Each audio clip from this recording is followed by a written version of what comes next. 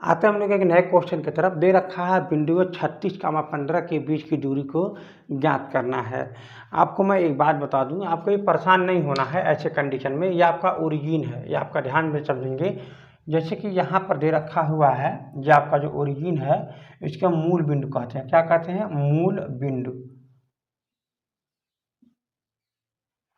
Origin कहते हैं, है ना, ओरिजिन।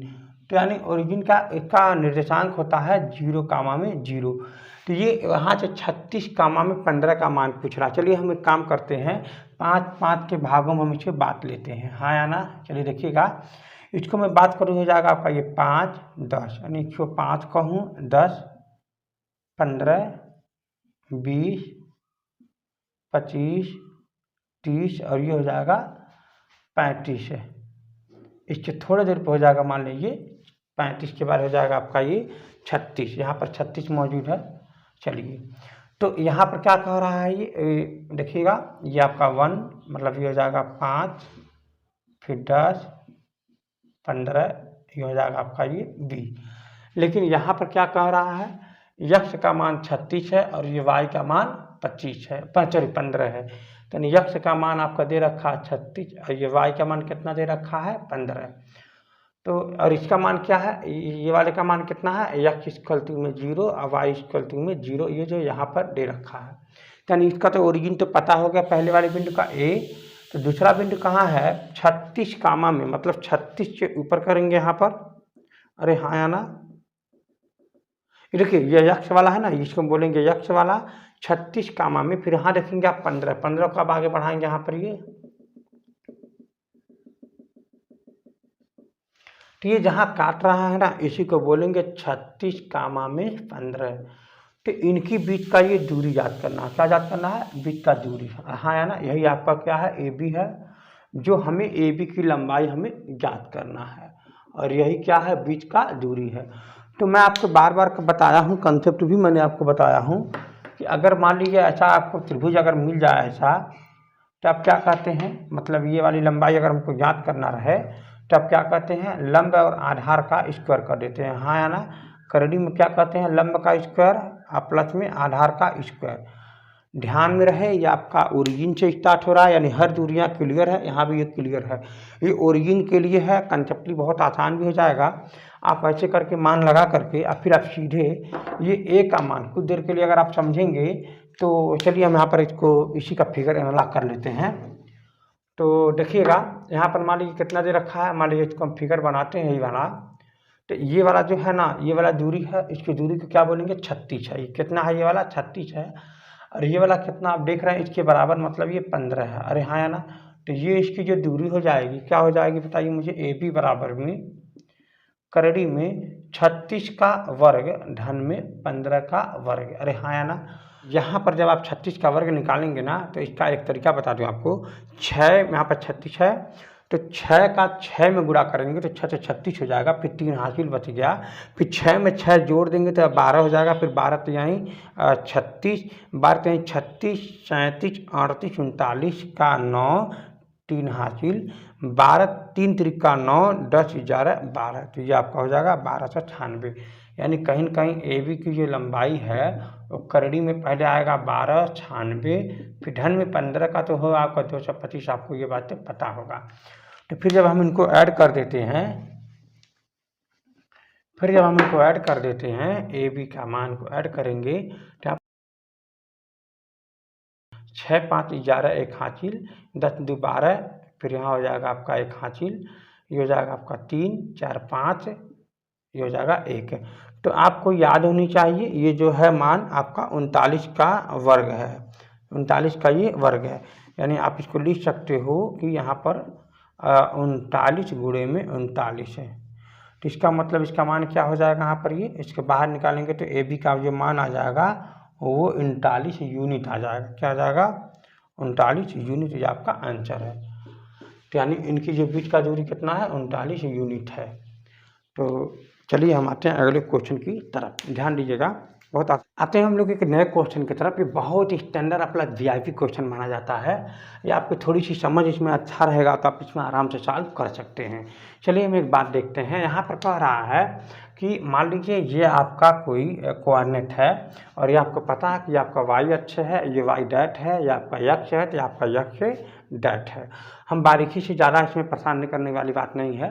तो यहाँ पर आपको ये बातें पता होनी चाहिए कि ये जो लाइन जो रखी हुई है इसमें वाई अक्ष है, जिसमें यक्ष बराबर 0 होता है, क्योंकि जब हम इधर चल नहीं रहे हैं, इधर नहीं चल रहे हैं, तो यक्ष बराबर 0 होता है, केवल इसमें वाई का ही मान होता है।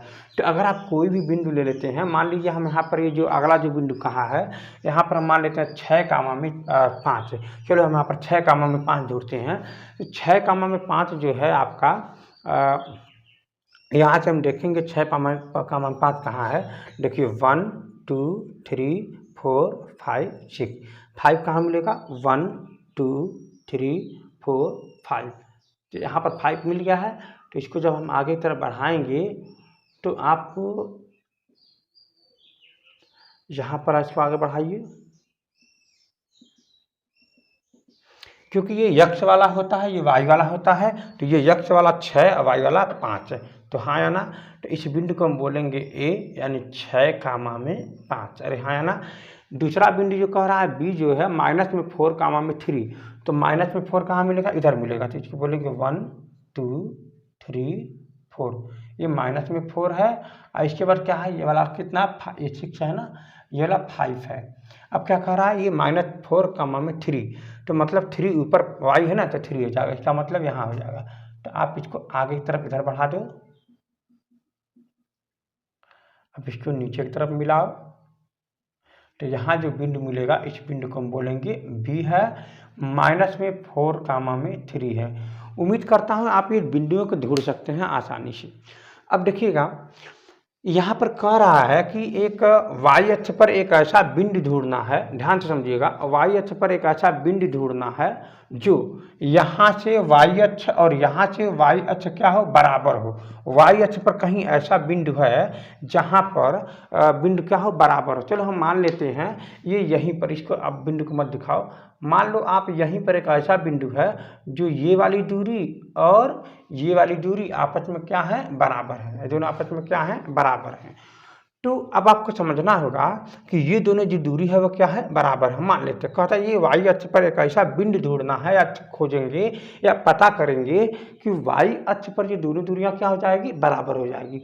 तो वैसे कंडीशन में आपको हर एक बात पता होनी चाहिए कि वाई अक्ष पर जितने भी निर्देशांक होते हैं, चलिए हम लिखते हैं यहाँ पर।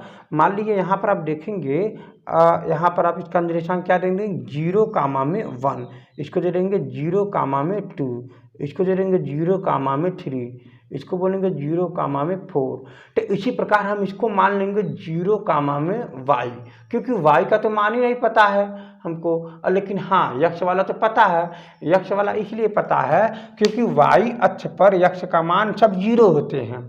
वाई अक्ष पर यक्ष का मान 0 होते हैं। तो आप खुद देखिए, जब आप इधर नहीं चले, इधर नहीं चले, तो यानी 0 हो गए। यानी ऊपर चले थोड़ा सा 1 पर, तो 1 हो गया, वाई अक्ष पर 2 हो गया, 3 हो गया, इस बिंदु का 4 हो गया, इस बिंदु का 0, 5 हो जाएगा।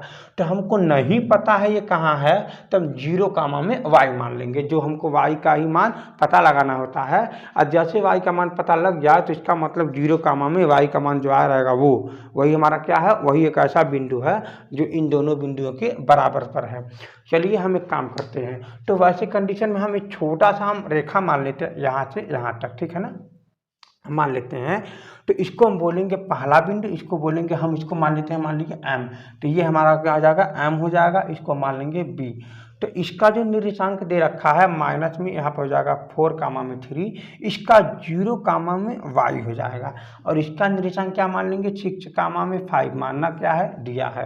तो यानी ये आपका देखेंगे, आपको सभी ये कह रहा है समदूरस्थ है। क्या है ये, समदूरस्थ, मतलब ए बी की दूरी जो है यहाँ, सॉरी AM की जो दूरी है वो क्या है, MB की दूरी है। यानी इन दोनों की दूरी है ये वाली, और ये दूरी के आपस में बराबर है।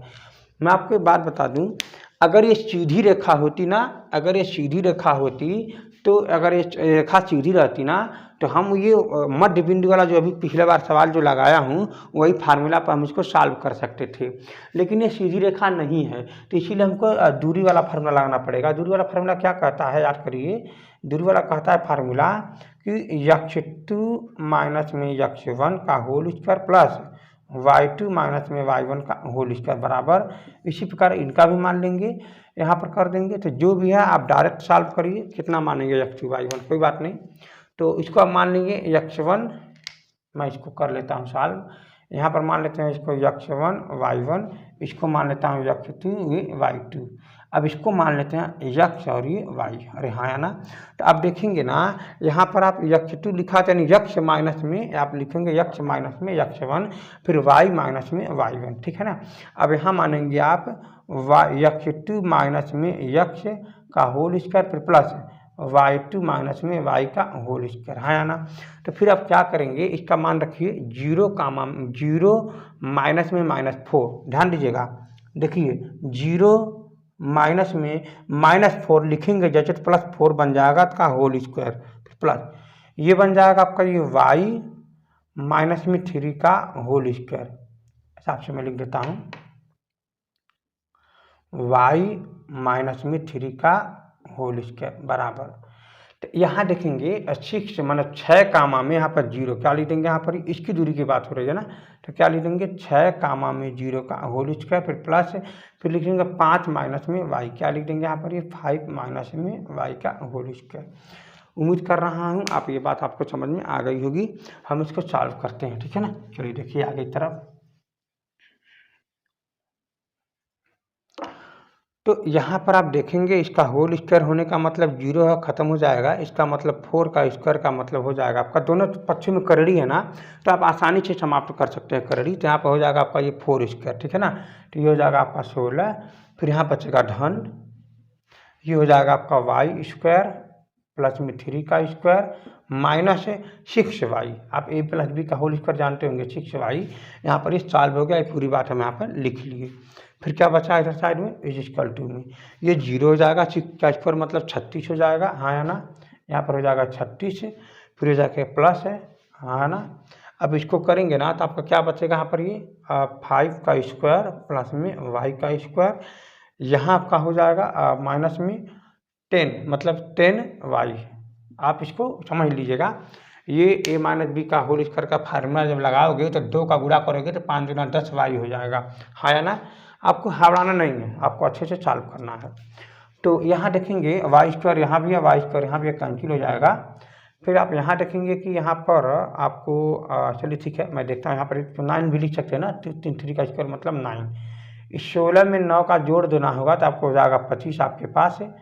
अब यहाँ पर आप देखेंगे माइनस में आपके पास हो जाएगा 6y इक्वल टू में, यहाँ आप देखेंगे तो आपका हो जाएगा 25, क्या हो जाएगा आपका ये 25, यानी यहाँ पर हो जाएगा 36, धन में 25 है, यहाँ पर हो जाएगा माइनस में 10 में y, 25 में 25 का कैंसिल हो जाना है।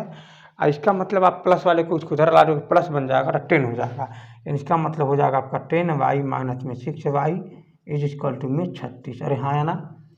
तो अब आप देखेंगे इसको घटा देने के बाद आपका 4 हो जाएगा, क्या हो जाएगा 4, यानी कहीं ना कहीं 4y इज इक्वल टू में यहाँ हो जाएगा आपका ये 36, यानी y का जो मान आ जाएगा ना वो हो जाएगा 36 बट्टे में 4, काट देने के बाद 9, यानी y का बाद मान आ जाएगा आपका 9। बहुत अच्छा सवाल है। तो इस सवाल में आप देखेंगे कि ये आगे की तरफ अगर हम बढ़ाएंगे मान लीजिए इस बिंदु को, तो यहाँ देखेंगे ना आप कि यहाँ पर देखिए 4 तक हो चुका है, ये आपका 0 कामा में 5 है, ये फिर 0 कामा में 6 है, फिर ये 0 कामा में 7 है, फिर 0 कामा में यहाँ पर 8 है, फिर 0 कामा में यहाँ पर ये 9 है। तो ये मैं बता दूँ आपको, यहाँ की दूरी ये वाली जो दूरी है आपस में बराबर होगा, न कि ये वाली दूरी 9 वाला 0 कामा में 9 वाली दूरी क्या हो जाएगी बराबर हो जाएगी। और हम तो अतरंडम में माने थे, बात को समझ में आ गया ना। तो आइए हम लोग अगले कंसेप्ट या क्वेश्चन की तरफ बढ़ते हैं। ये थोड़ी सी क्वेश्चन एडवांस है और बहुत अच्छी क्वेश्चन है, ये सभी क्वेश्चन में से आपसे पूछ सकता है, कितना भी घुमा के पूछेगा आपको, मैं सोचता हूँ कि आप लगा पाओ, इंपॉर्टेंट क्वेश्चन है, ठीक है ना। और बात और भी है, इस क्वेश्चन में ये भी पूछ सकता था कि y यक्ष अक्ष से ये कितनी दूरी पर ही कौन सी बिंदु है जो यक्ष अक्ष पर ही समदूरस्थ है। चलो मैं इसकी भी चर्चा कर लेता हूँ, ठीक है ना। तो ठीक है, अभी मैं देखता हूँ अगर इस क्वेश्चन में पूछ देता है कि इन दोनों बिंदुओं से यक्ष अक्ष पर कौन ऐसा बिंदु है जहाँ पर समदूरस्थ है। चलिए मैं याद करता हूँ, इसको मिटाता हूँ मैं।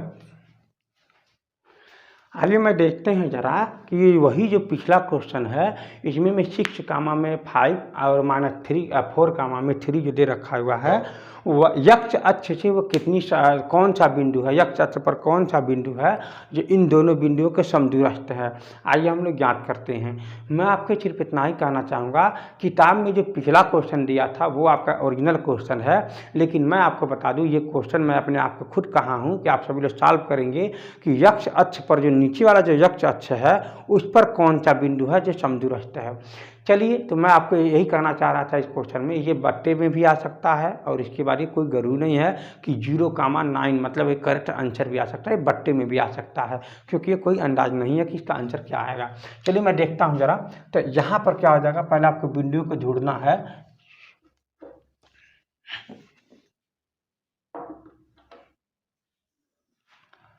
तो 6 कामा में 5 यानी 1 2 3 4 5 6 ये हो जाएगा 1 2 3 4 5। तो यहाँ पर हम इसको मिलाते हैं, ये हो जाएगा 6 कामा में 5, ये हो जाएगा बी वाला, ठीक है ना। इसको मैं बाद में लिखता हूँ, ये हाँ बी हो जाएगा 6 कामा में 5।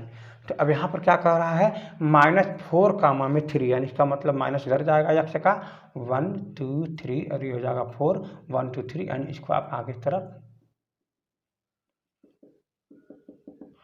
यानी इसका जो निर्देशांक हो जाएगा बी, यानी हो जाएगा -4 कामा में 3, ये ए है ना, सॉरी हाँ, तो ये -4 कामा में 3।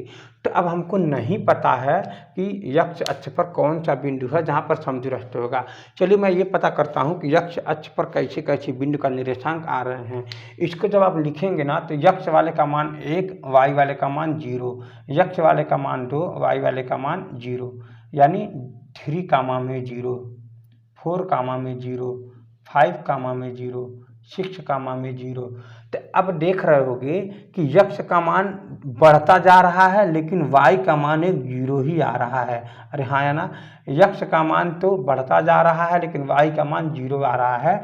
तो उसी प्रकार आप, और वही यक्ष का मान हमको नहीं पता है लेकिन वाई का मान तो पक्का है, पता है वो 0 ही होगा। तो चलिए, तो हम देखते हैं।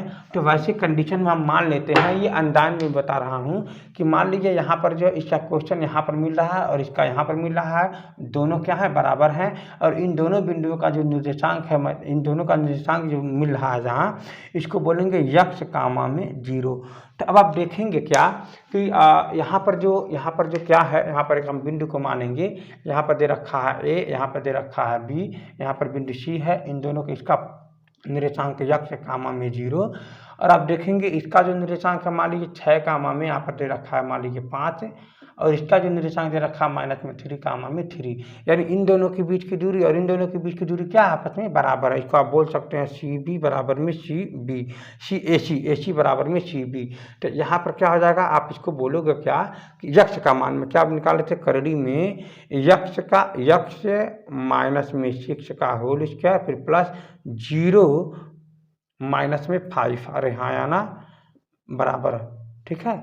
यहाँ पर क्या लिखेंगे आप जरा ध्यान दीजिएगा, करड़ी में -4 कामा में माइनस में यक्ष का होल स्क्वायर फिर प्लस 3 -0 का होल स्क्वायर, 0 यहाँ पर दोनों पक्षों में करड़ी है तो करड़ी को आप खत्म कर देंगे, यहाँ पर 5 है ना, हाँ, तो यहाँ पर दोनों पक्षों में करड़ी आप खत्म कर देंगे, तो यहाँ पर क्या बच जाएगा, यक्ष का स्क्वायर प्लस में 6 का स्क्वायर फिर हो जाएगा माइनस, ये हो जाएगा 12 यक्ष, हाँ या ना।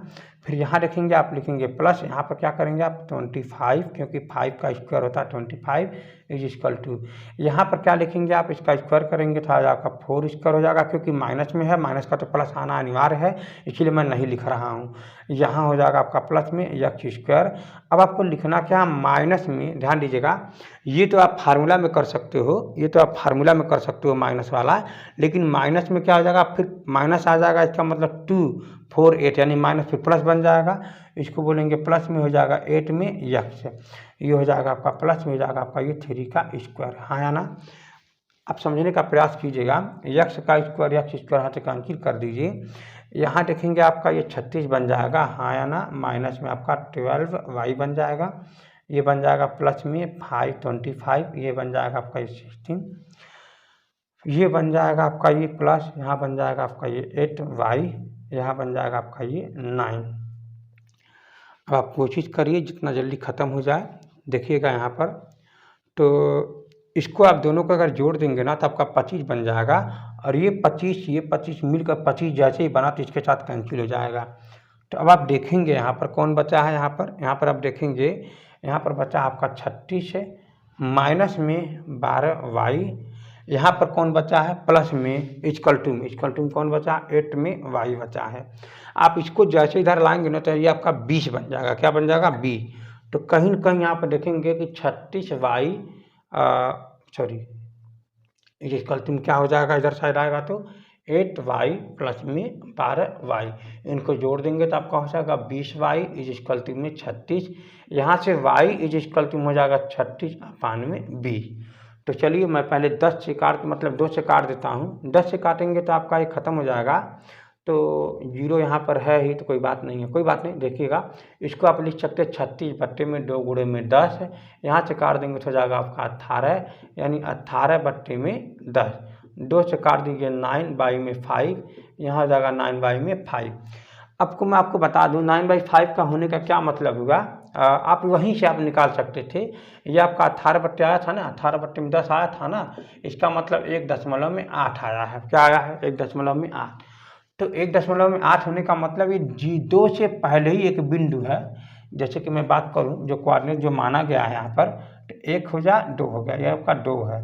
तो ये कह रहा है कि 1.8 यक्ष का मान 1.8, यानी ये 1 के बाद 1.8 यहाँ पर एक ऐसा बिंदु होगा जो इनका और यहाँ से दूरी का आपस में बराबर होगी, और इसका जो निर्देशांक होगी कितना 1.8 कामा में 0 होगी।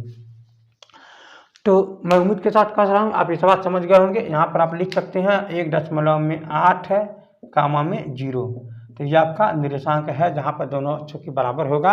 या इसे आप बट्टे में लिख सकते हो 18 बट्टे में 10, 2 से काट दोगे तो 9 बट्टे में 5, या 9 बट्टे 5 है, 9 बट्टे में 5 कामा में 0 भी आप यहाँ पर लिख सकते हो। मैं जब सवाल लगाने स्टार्ट किया था तभी मैंने आपको बता दिया था कि ये भिन्न में भी आ सकता है, दशमलव में भी आ सकता है, तो ये कोई ज़रूरी नहीं है कि कितना आंसर ये आएगा। चलिए ठीक है, तो अगले टॉपिक की तरफ